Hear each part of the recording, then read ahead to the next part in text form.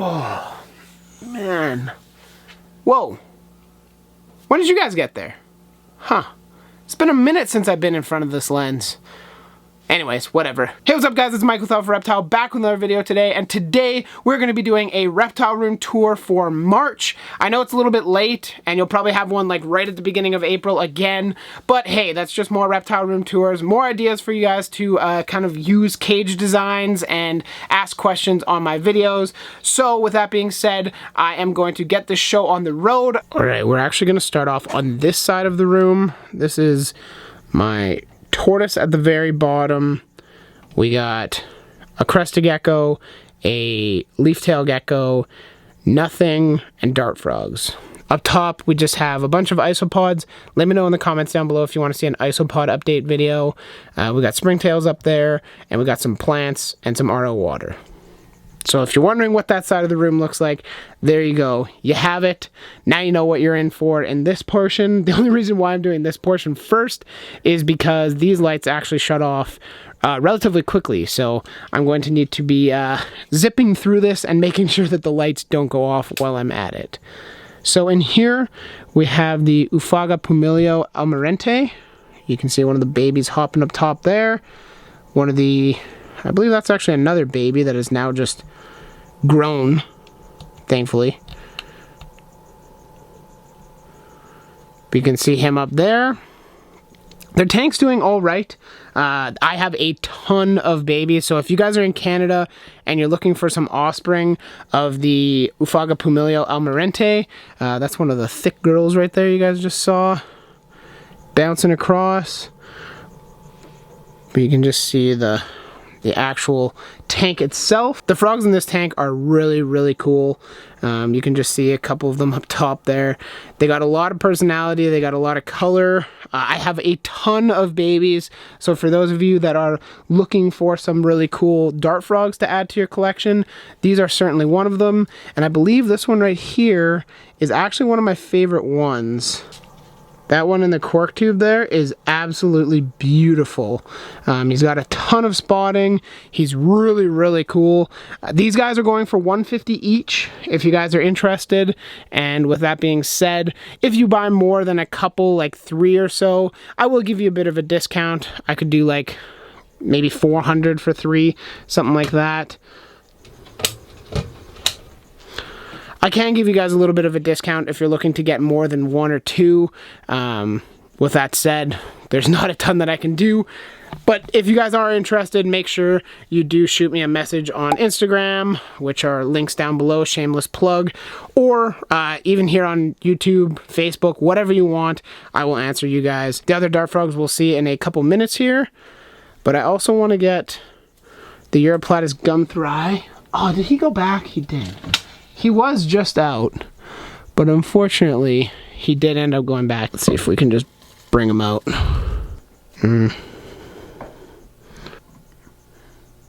There we go.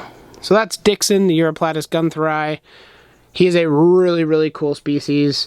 If you guys don't know what gumthry is, it is basically just the species of leaf-tail gecko. There's a ton of different leaf-tails out there. He's one of the more warm-hardy ones. Like in the summertime, it hits about 83, 84 in his tank, and he's doing very, very well. Unfortunately, he is probably one of them that I might be looking to sell when it comes down to me moving, just because, as far as I know, he's like the only male. There's no females in Canada. There's a couple males, and he's one of the males. So if you guys are interested, that's Dixon, the Uromastyx gumthry or leaf-tail gecko. Over here, we have Tig, the crested gecko, and she is actually out. What is this? Tiggo. Hey, girl. I don't know how well you guys can see her there, but there's Tig, the crested gecko. Just absorbing some of that light right there.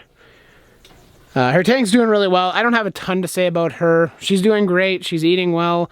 Her tank's looking pretty cool with all those snake plants growing up the back, or mother's tongue, or whatever you guys want to call it, Sansevieria.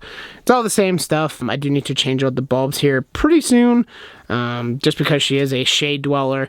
I don't really need to switch out the UV quite as frequently, just because I had a 5.0 in there. So the reduction in UV output will actually be probably good for her rather than detrimental, and really need to change it out every year. Her tank is basically an 18-18-24. It's like 17 by 17 by like 23 or something like that. It's really weird measurements, but it's what worked, and she's loving it, so I can't really complain too much about that.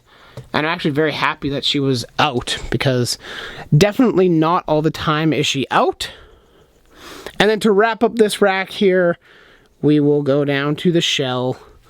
The shell. Come here, bud. He loves to attack my laptop over there.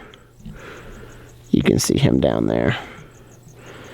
Right over there in that back corner. He's doing great. I have kind of given up weighing him just because he hasn't grown. Like the last 3 or 4 times that I weighed him, he's like 650 grams or so.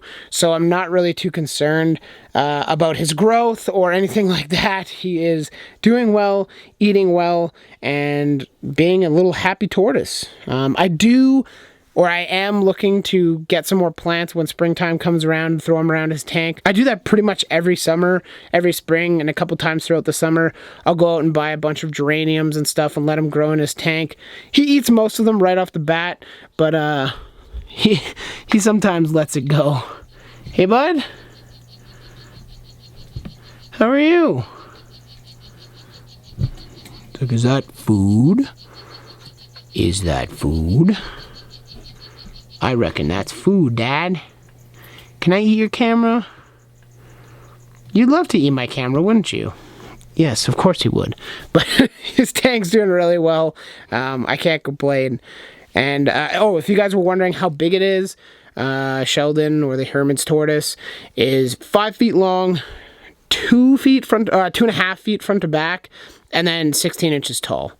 So that's that.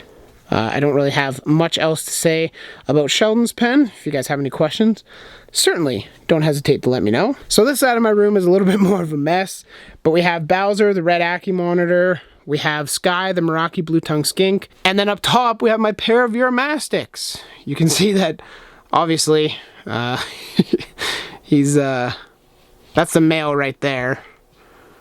You guys can see him there. Their tank is a lot brighter. I will be going through and updating the lighting on all of these cages this summer, but I don't really have any desire to do that right now because they all have UV. They're all doing good, so I don't need to worry about that too much. It's just more of like a nitpicky kind of deal that this tank is so much brighter than the rest. That's just me, though. I'm just a picky weirdo. Bowser, if I'm just going to be honest, it kind of pains me to say this, but he's not doing very well. He's not out right now. He's hiding in the back, but he's not doing great. I think the gout has finally caught up to him, and he's just very lethargic. I'm giving him baths every day, and it seems to be helping. He's definitely more mobile and kind of walking around, but he has lost quite a bit of weight, and he's not eating very much. Some of you guys might be, like, begging me or pissed off that I haven't brought him to a vet yet. That's because there's not really any great reptile vets here. I really like Dr. Chapman, but I don't know if that it's really worth it at this point because he has struggled, and at this point it'd just be sinking a bunch of money into an animal that I'd rather just kind of live his life, you know. I don't want him pricked by needles or have any major surgeries or anything like that. I just don't think it's worth it at this point. I mean, of course, I'm sure you guys will probably rip me a new one in the comments for saying that, but you know what? That's just the truth. I'm an honest keeper. I'm not going to lie to you guys, like some of the other YouTubers here on YouTube, but that's just the reality of it. I would show you him, but like I said, he's behind the cork, so not much I can do in that sphere. Sky, on the other hand, is doing really, really well. I know that I get pooped on every time I show Sky's tank compared to the rest of the tanks. I mean, it's a little lackluster, I will admit, but I'm going to be going back to the States this summer, and I'm hoping to pick up some Universal Rock. If not, come summertime when the rocks aren't frozen to the ground at Burnco, I will do up Sky's cage. Don't worry, people get so upset when they see, like, this tank, and then they see even Bowser's tank is so-so, it's more full. Things like Striker's tank, all this stuff, and they see Sky, and it's like, dude, you gotta do Sky stuff, and I know, I will get to it, don't worry. There's just a lot of other stuff going on.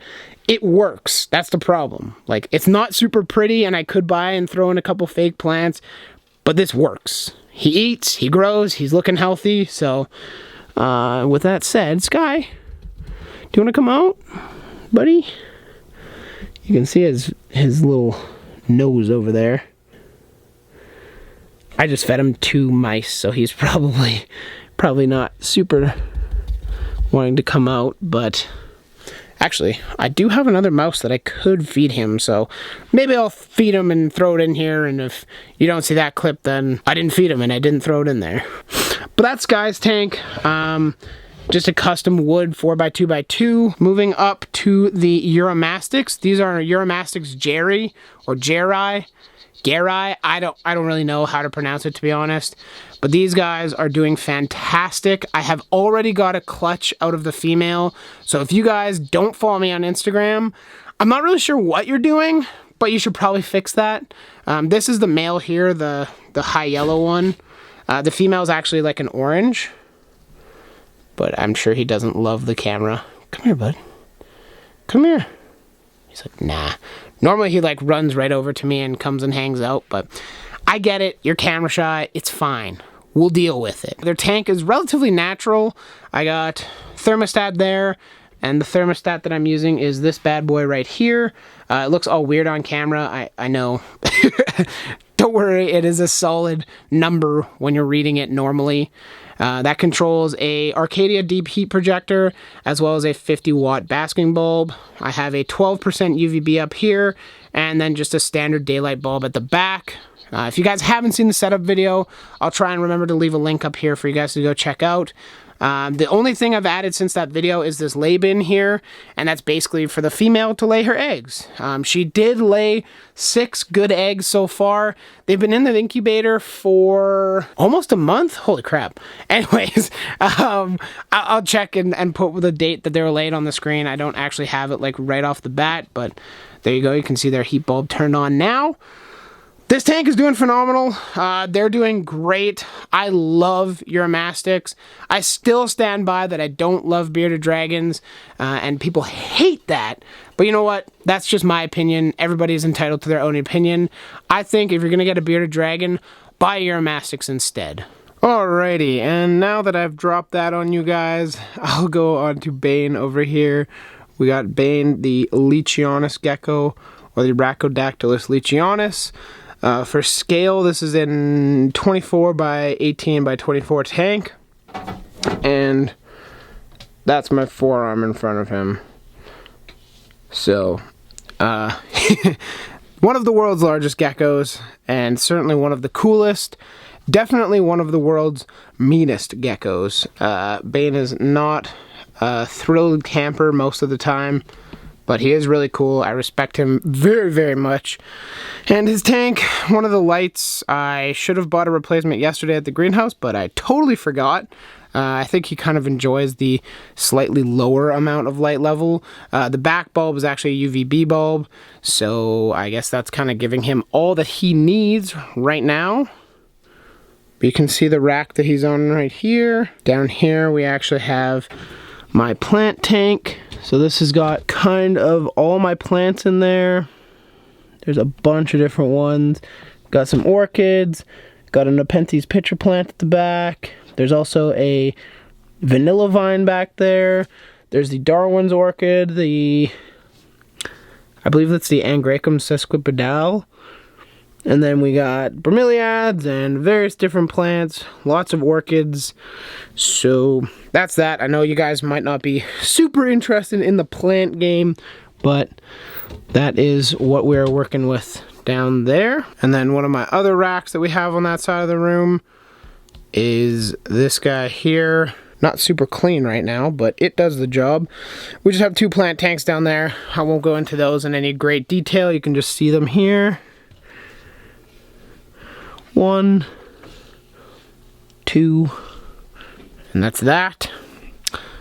Up here, we just have a setup. Nothing really crazy about it. Just a little 8x8x12 Exoterra. And then we have my tarantulas and true spiders. I might make a video on those separately. I don't really want to go into them right now. But we do have 2 true spiders and then 2 tarantulas as well. This is a Brachypelma little sling. So, pretty cool, pretty cool. And then the other one is a K. Brunipes. And it's always hiding, so not much I can do on that one. Sorry, guys. Up here, though, we got the dart frogs, the magnificent citronella dart frogs. Their tank is growing in really, really well. There's a couple plants in here that I'd like to replace over time, but for the moment, it's doing pretty great. The frogs are doing really well. I do have 4 in this tank. I do know that that is too many. When I go to the Reptile Expo this May, I suppose, I'll be selling off 2 of them. I'll keep a pair for myself, and then we'll go from there. But we do have quite a few really rare plants, especially in Canada. There's some Markgravia on the wall there. This vine right here with these leaves are actually a manta ray vine, which I'm pretty sure, other than maybe one other place in Canada, I have it. So that's kind of cool. And then we just have some Photonia at the back with some philodendron and some more common plants, unfortunately. But I think it looks pretty great. You can just see how it mends with the rest of the room. And then down here, neither of these guys are going to be out right now.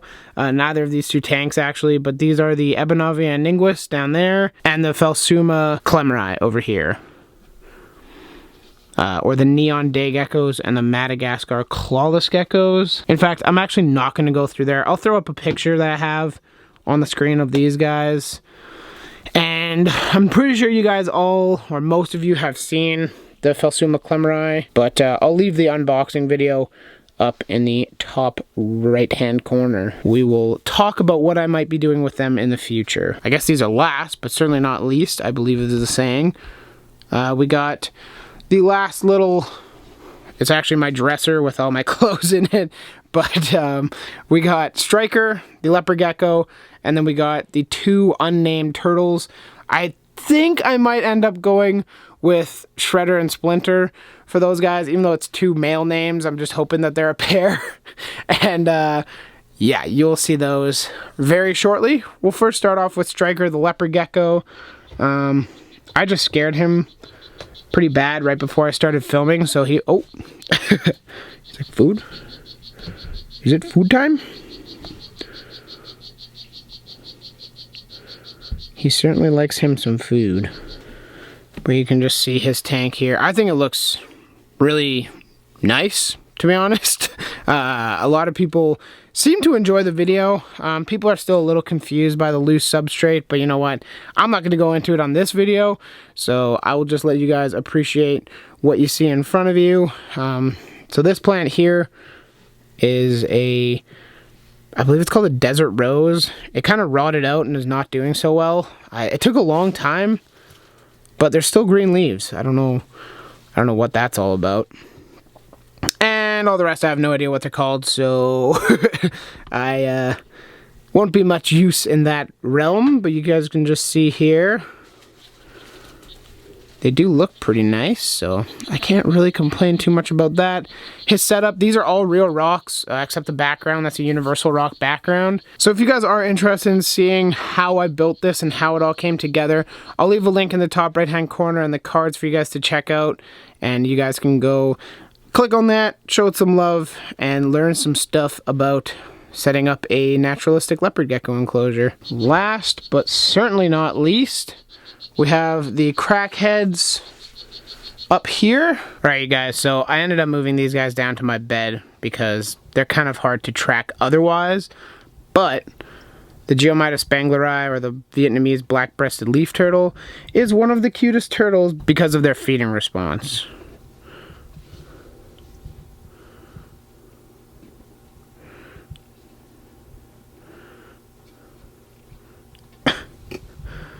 Get a little guy.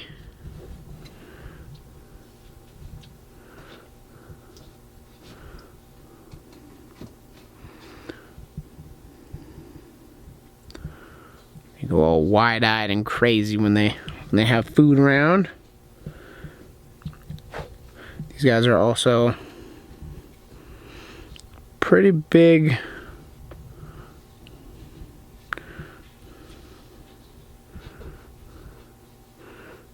Ooh, I missed it. Come on. There you go. These guys are really big eaters. They love to eat. I give them like 4 or 5 pellets every day. They're growing like mad. The crickets are dusted with D3 vitamin powder, just so they're making sure they get their D3 until I move them up into their larger setup, which will actually be happening probably sometime this summer, because these guys are actually growing quite a bit faster than I expected. But now that we've got that guy all fed and dandy, we can move on to the next one over here. Dude, we were just giving crickets like 3 days ago. Oh. There you go. These guys are hilarious. They're so cute. And we'll give them one more. Boom.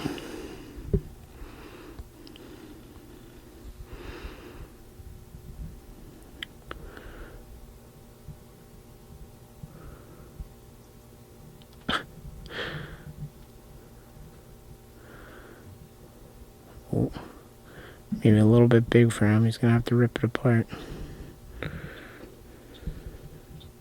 There you go. They run with it like a dog when they're done eating. I mean, come on, look at that face. He's all wide-eyed and crazy. Got more food for me? Look at them. They're so cute. Alright guys, and that actually wraps up the tour. You've seen everything in my room. You've seen all the racks. You've seen all the animals. You've seen it all. If you liked the video, make sure you smash that like button. If you have any questions, comments, concerns, or anything like that, leave them in the comment section. I am going to be announcing some pretty cool stuff. I actually got a new logo and everything, so stay tuned for that, as well as new merch and a lot of cool stuff coming in the future.